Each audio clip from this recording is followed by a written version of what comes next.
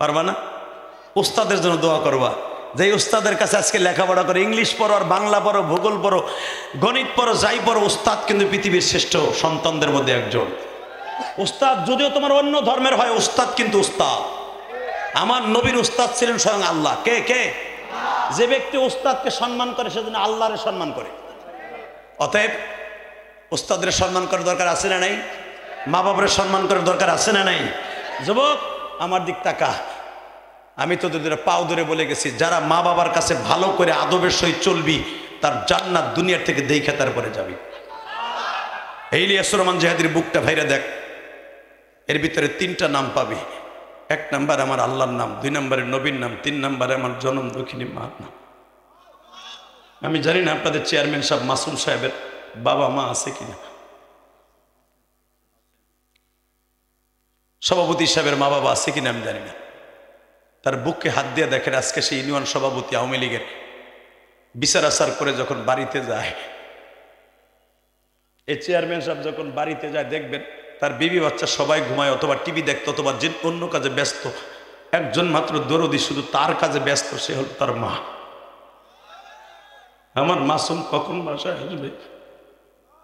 যেদিন এই দরদিটা চলে যাবে আর কোনোদিন মাসুম চেয়ারম্যানের জন্য কেউ অপেক্ষা করবে না।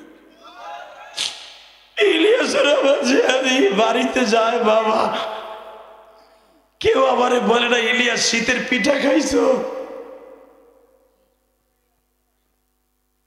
যুবক ভাই, এই হাজার হাজার যুবক নীল বাবারে, আমি তোর পা 2টা ধরছি ভাই, আমি যদি জান্নাতে যাই তোরে রাইখা যাব না, তুইও জান্নাতে গেলে আমারে রাইখা যাবি না। আমি মুসাফির ওয়াদা দিয়ে গেলাম, যদি আল্লাহ আমাকে জান্নাত দেয়, একজন আলেম হাজার হাজার কোটি কোটি মানুষ নিয়ে জান্নাতে যাবে। আমি মুসাফির বলে গেলাম, যদি আল্লাহ আমাকে জান্নাত দেয়, যেন আমাকে একসাথে জান্নাত দেয়। আজকের মাহফিল বড় ধন্য, মেম্বার, আজকে মেম্বার, চেয়ারম্যান, সভাপতি সবার জীবন ধন্য, কারণ আমার মতো গুনাহগারের পাশে বসে তারা ওয়াজ শুনতে পারছে। এবং আমি ওয়াদাও দিয়ে গেলাম, যদি আমি জান্নাতে যাই তোমাকে নিয়ে যাব, আর তোমরা একজন গেলে আমাকে নিয়ে যাবা। আজকে আমার কথা তোমরা 2 ঘন্টার উপরে বসে আছো, কেউ পায়খানা প্রস্রাবের নামও নেও নাই। একটা সিস্টেম আছে দেখবা, এই নীলফামারী মানুষ কিন্তু ওয়াজের মধ্যে ওঠা বসা করে, কিন্তু আজকে একটা যুবক ওঠে নাই। এর পিছনে কারণটা কি জানো? হয়তো তোমরা আমাকে ভালোবাসো, কোরআনকে ভালোবাসো, এই জন্য বসে আছো। যারা বসে আছো তোমাদের মতো সুন্দর মানুষ নীলফামারীর জমিনে আর দ্বিতীয় একটা আছে বলে আমার মনে হয় না।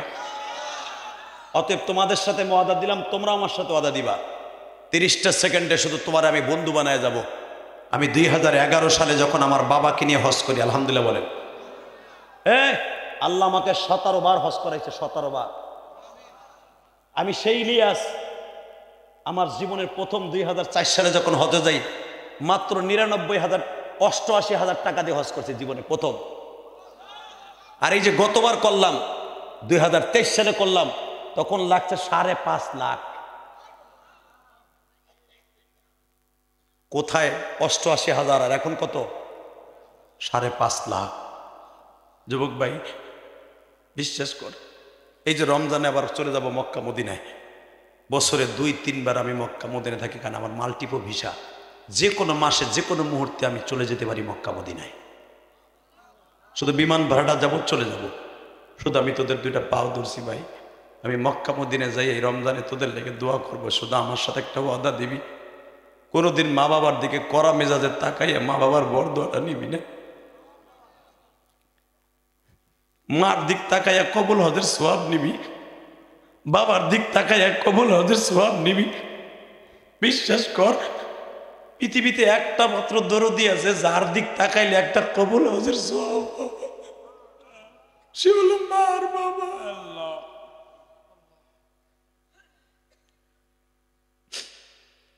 মাঝে মাঝে খাবার টেবিলে বইয়া মার দিকে এক ধ্যানে তাকায় থাকবে, মা তরকারিটা খুব সুন্দর হয়েছে রে মা, কিন্তু আসলে তাকাইতেছিস তুই হজের নিয়ত করে, কিন্তু খানা খাইতেছিস তরকারি বসে, মা তরকারিটা অনেক সুন্দর হয়েছে রে মা।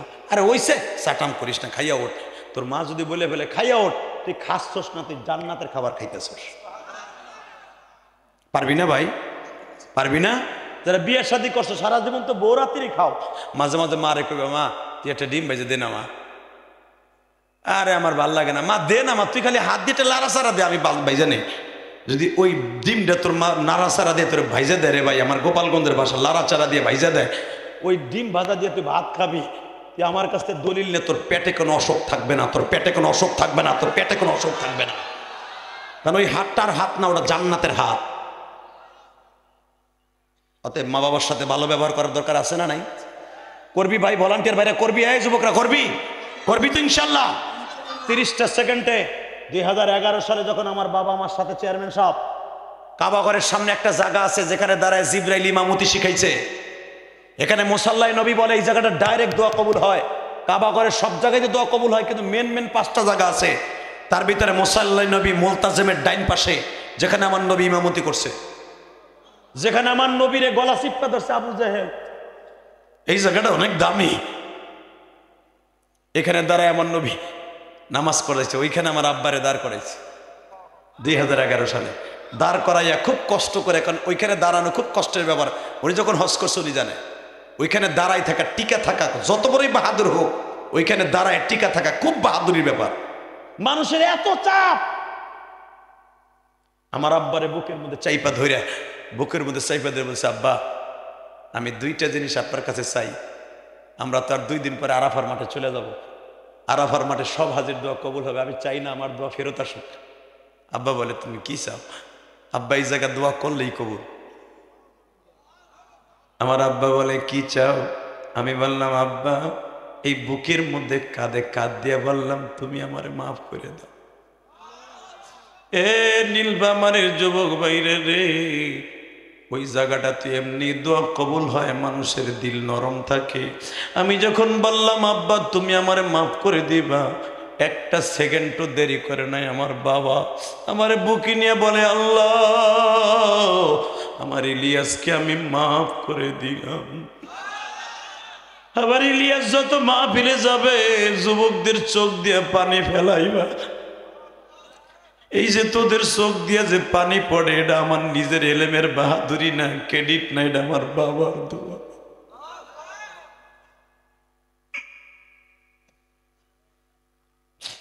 যেই যুবকের অ্যাকাউন্টে মা বাবার বরদোয়া থাকে আর কোন রোজা নামাজ কোনদিন আসমানে যায় না।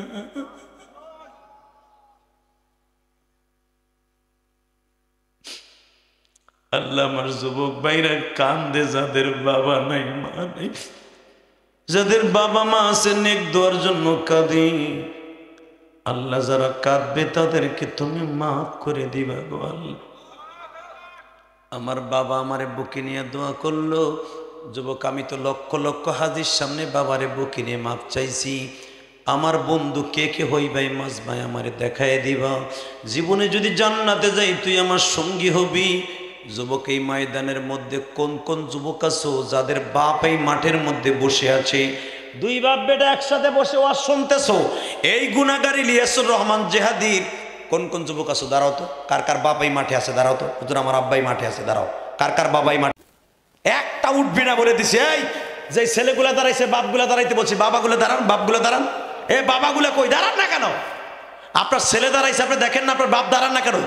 আপনার বাবাটা আপনার সন্তানটার এখন বাইজিদ বোস্তামি বানাই দিবেন। এই যুবক আমি বলার সাথে একটা দৌড় দিবি, তোর বাপরে বুকি নিয়ে চিল্লাবি আর কানবি। আমি যেরকম আমার বাপরে বুকি নিয়ে কাবা ঘরের সামনে কানছি তুইও কানবি। তোর বাপ যদি এখন মাফ করে দেয়, আমি কসম করে বলছি কোরআন হাতে নিয়ে আল্লাহ তোরে মাফ করে দিতে পারে। দে দৌড় দে, যুবক দৌড় দে, দৌড় দে যুবক দৌড় দে, তোর বাবার কাছে এখন মাফ চাবি, দে দৌড় দে, দৌড় দে যুবক দৌড় দে, দূরে করিস না যুবক, দৌড় দে, দৌড় দে যুবক, একটা দৌড় দে, বাপরে বুকি নিয়ে কানতে থাকবি যুবক, দৌড় দে, একটা দৌড় দিয়ে বাপরে বুকি নিয়ে কানতে থাক, একটা দৌড় দে যুবক, বাপরে বুকি নিয়ে জড়াই ধরে কানতে থাক।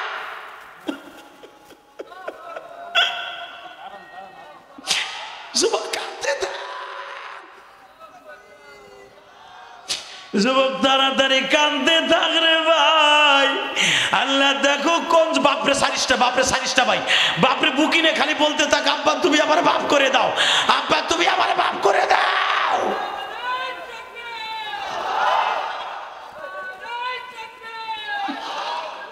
আল্লাহ দেখো যুবক যারা বাবার কাছে মাপ চাইলে তুমি কেন মাফ করবা না? ওয়াজ কমিটির যুবককে বাবার কাছে মাপ চাইছে মালিক, ও মহিলা প্যান্ডেলের মায়েরা তোমার তোমার মা তোমার কাছে আছে কিনা, তোমার শাশুড়ি আছে কিনা, মা বুকি নিয়ে মাপ চাইলো। আল্লাহ আজকের মাহফিলকে তুমি কবুল করো। বসে পড়েন, বসেন। আল্লাহ আজকের মাহফিলকে আপনি কবুল করেন, জোর করে আমিন। একটা লোক ওঠে নাই আল্লাহ, শুধু আমার সাথে বলবেন যাদের মা বাবা দুনিয়ার থেকে চলে গেছে তাদের জন্য দোয়া করবেন, ইনশা ইনশা। শুধু আমি চাই, শুধু আমি বলতে চাই 30টা সেকেন্ডে আমি মাত্র 10-15টা লোক চাই, যদি আমি বন্ধু পাই আজীবন আমি তোমারে বন্ধু বানায় যাব, ইনশাল্লাহ বলেন। আমি যখন যেই বাসায় খাবার খাইছি ওই বাসার মধ্যে ছিলাম, একটা যুবক আমি চিনি না, আপনাদের এলাকার ছেলে, আমার অনেক ভক্ত।